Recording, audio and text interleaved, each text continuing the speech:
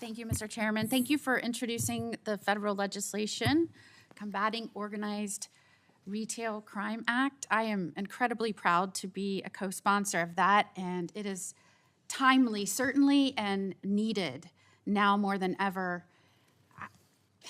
I'm one of the newest senators here. As you can tell, I sit down here at the edge of the dais, and one of the things that has shocked me and frustrated me, and that's putting it mildly, is when we're dealing with issues like organized retail crime, whether that's cargo or smash and grab or organized retail theft. Really, this should be a bipartisan effort in how we approach it. But I'm always incredibly surprised to hear questioning that, is it really that bad? Like, shouldn't we attribute that to something else? Or why is FBI and DHS helping?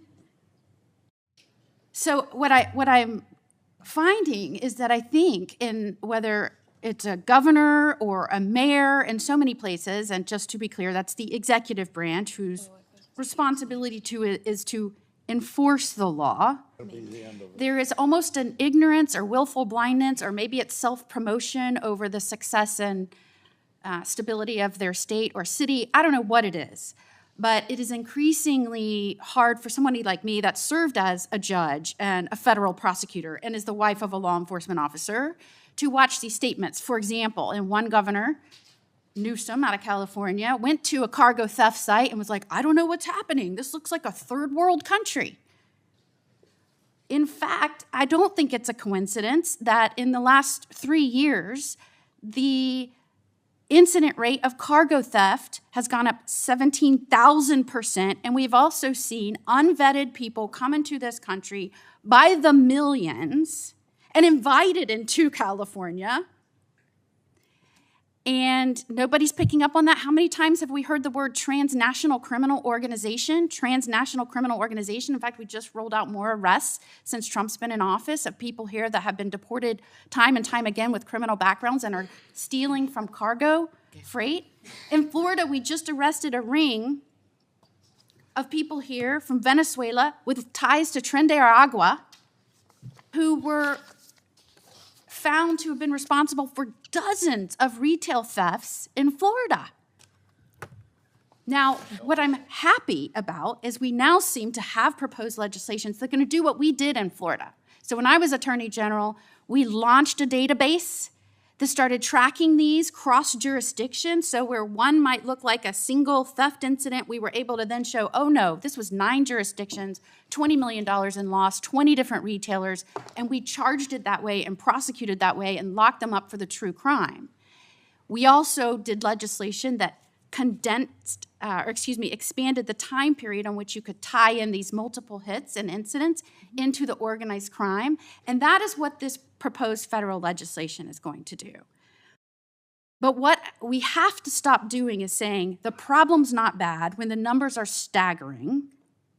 It's costing Americans, when we're trying to figure out how we're going to afford to put food on the table with skyrocketing prices. We don't need built into those prices theft that can be avoided if we just have executives understand that it is their job, governors and mayors, to work with law enforcement to enforce the law.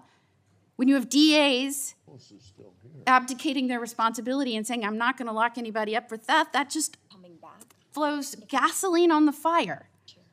And what did we do different in Florida? We actually removed the DAs that wouldn't enforce the laws they didn't like. So in New York, it shouldn't have been surprising when they were catching people stealing and they said, well, we steal here, but we go in Florida to spend our money because in Florida, if we get caught, they'll lock us up. We need a national approach that says we're taking this seriously. This is costing Americans money. It's costing us the ability to share information across not just county lines within a state, but across state lines and then across nation states. This is so important. I cannot stress how important it is. Otherwise, Mr. McBride, you referenced this, and I want to say to you, you said, look, it's costing us so much money. Can we even stay open? Miracle Mile was about a third empty. Miracle Mile in Chicago, and you had a mayor blaming the businesses that they didn't have more security.